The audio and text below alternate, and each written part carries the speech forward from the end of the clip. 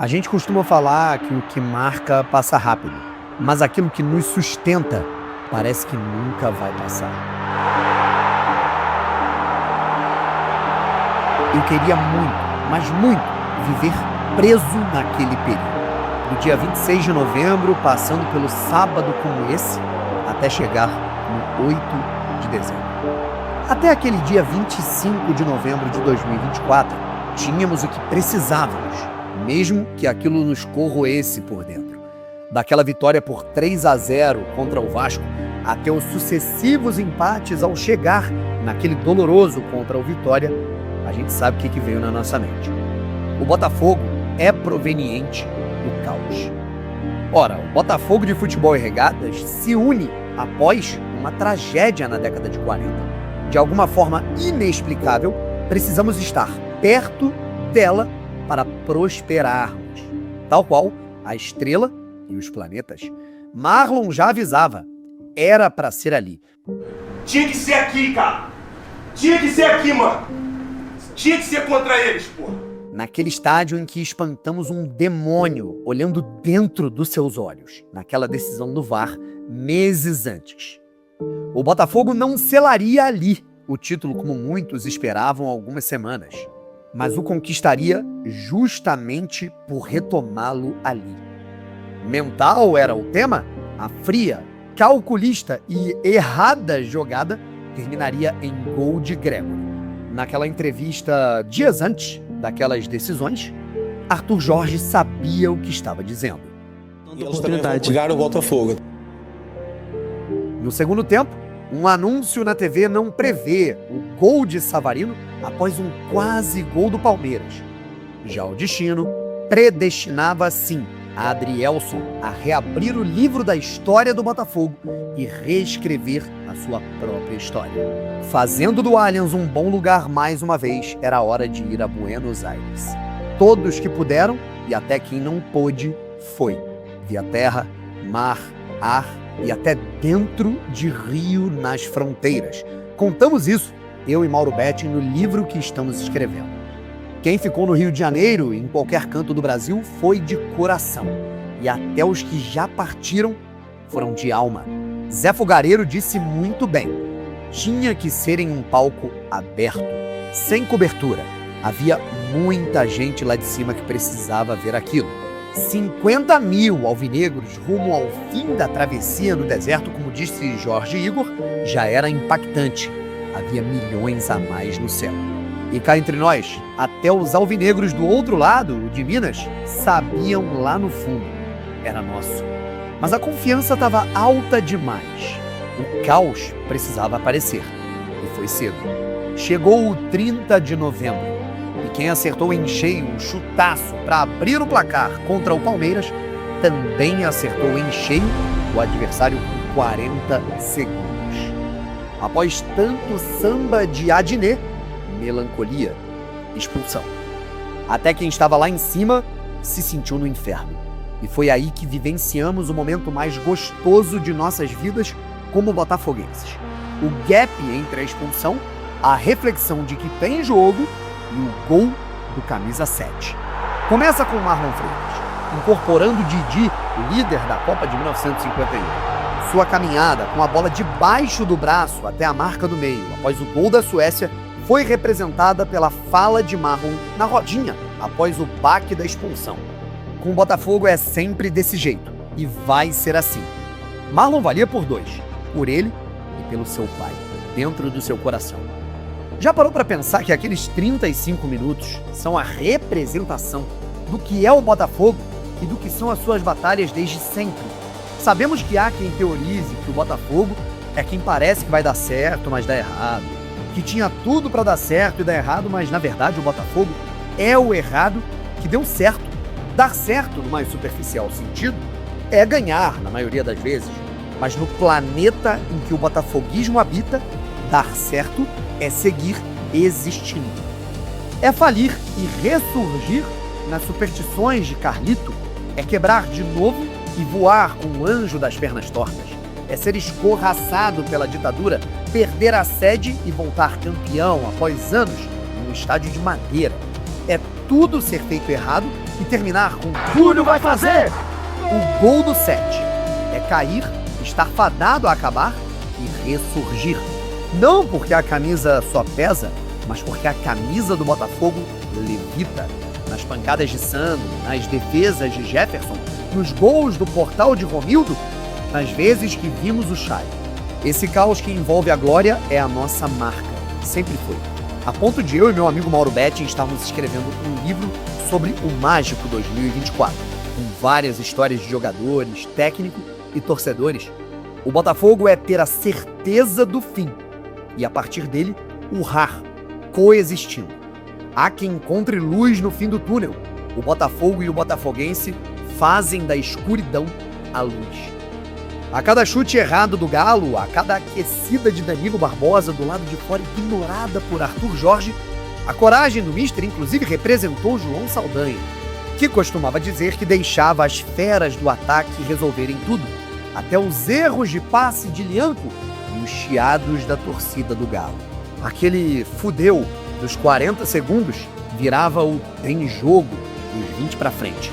Eu e meu amigo Pedro Schilling nos olhamos e falamos exatamente isso ao mesmo tempo. E aí vem a catarse.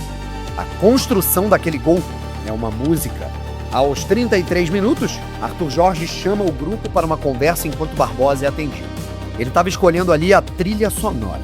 Os comandantes do concerto são Marlon Freitas e Almada. O 17 da Libertadores que bateu na trave e o 23 do fantasma que bicaríamos para longe. O argentino inicia sua tentativa de parar o tempo. O Botafogo tenta pelo alto, a bola volta para Luiz. Almada retoma. O relógio anda para frente. 34. Para todos os outros dentro daquele estádio, o tempo para. Para os mais velhos, o tempo volta. O gingado de Almada é o de Garrincha, naqueles vídeos que vira e mexe aparecem pra gente na internet. Dele para Marlon, direto para Barbosa, que força. Marlon retoma, Barbosa constrói de novo. Almada breca.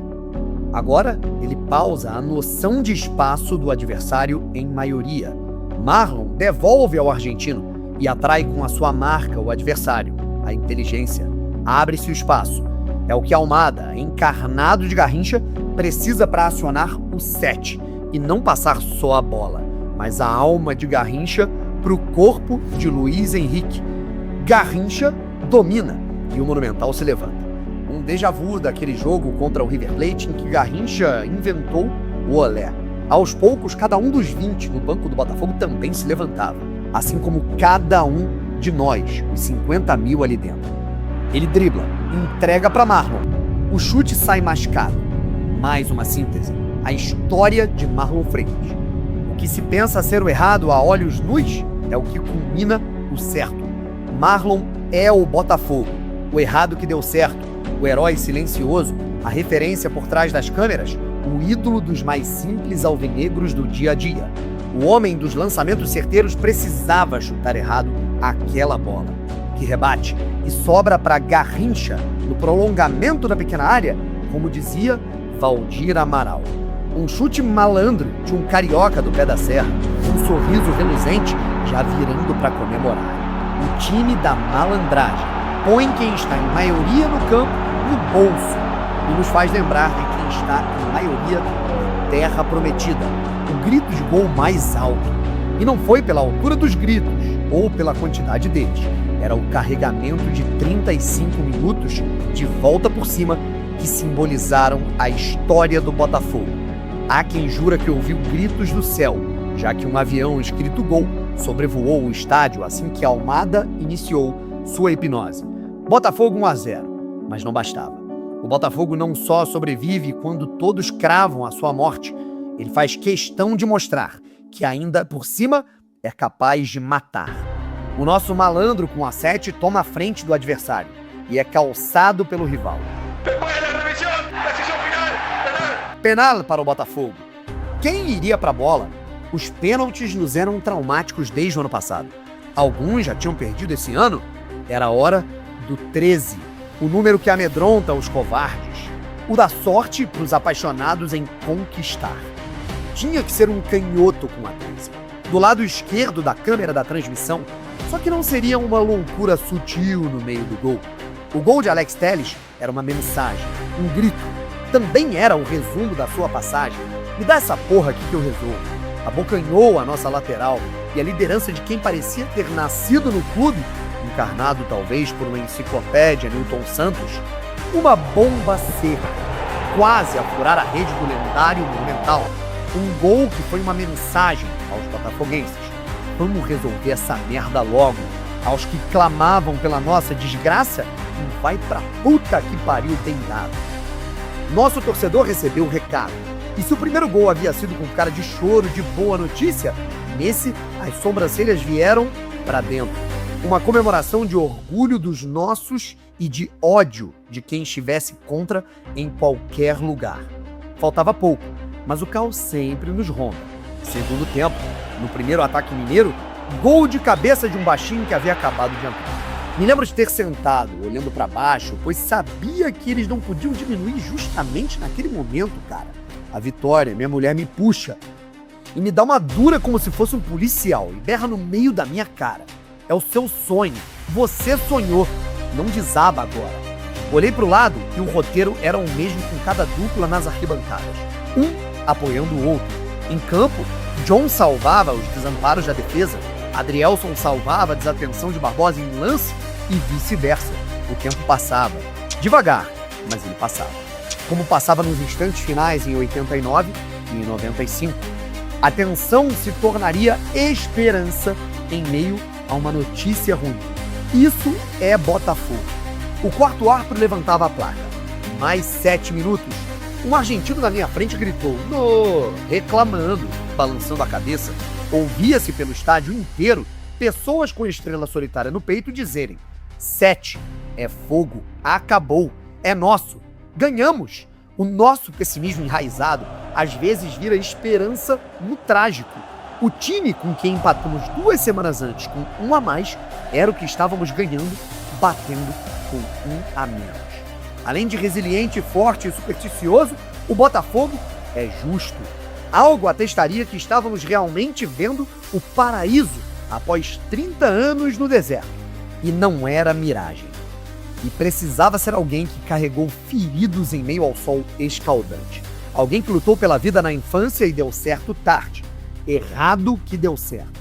Júnior Santos, o 37 que brilhou até nos momentos de lona, naquela virada indesejada de 23 para 24. E ele virou 11. Sem Júnior, não tinha Libertadores. Uma lesão o afastou da reta final.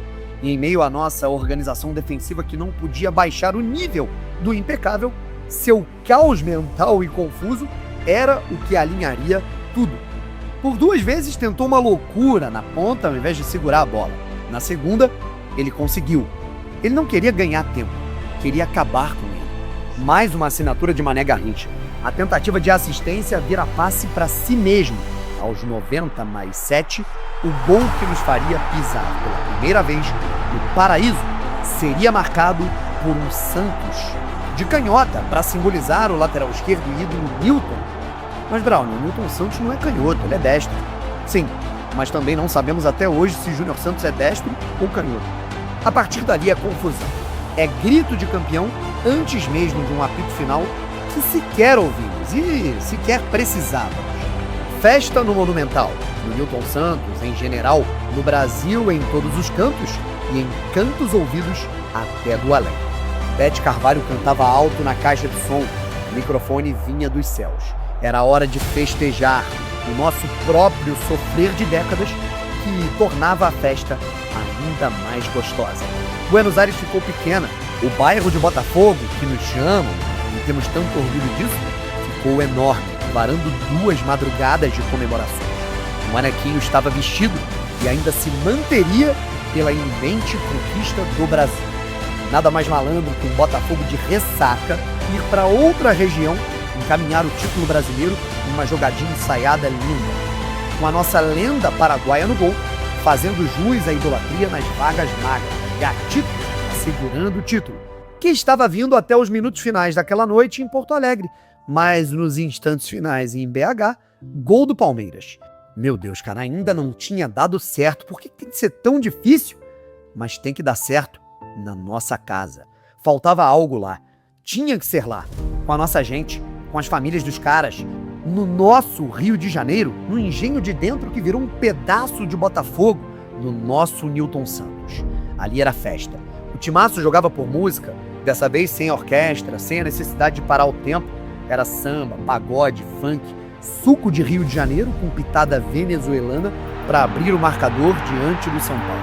Mas teve uma pitadinha de drama, sim. Tem que ter. Erro bobo, gol do São Paulo. De todo modo, o Palmeiras perdia. O relógio andava. O tempo de Botafogo já tinha chegado.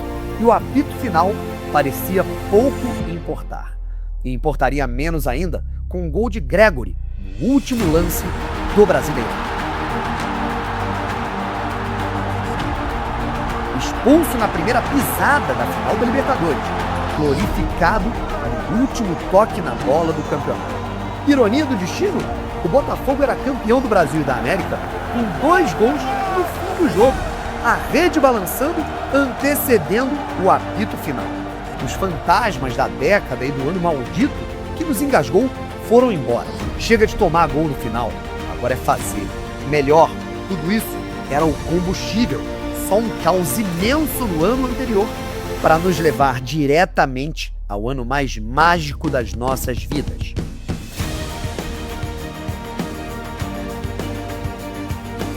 Que lembraremos nos nossos últimos instantes na Terra antes de pegarmos a estrada dos louros. O caos continua, uma bagunça gostosa e desgostosa que é o Botafogo de futebol regado. O dom de fazer do inferno um paraíso e vice-versa, já dizia Armando Nogueira.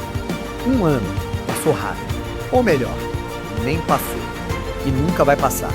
Cada sábado como esse será lembrado, ou novembro que nunca será aquele novembro, até o próximo caos. Quem sabe ele não premedite a próxima glória. Daniel Brown, apenas mais um entre os 50 mil em Buenos Aires e entre os milhões em terra e nos céus.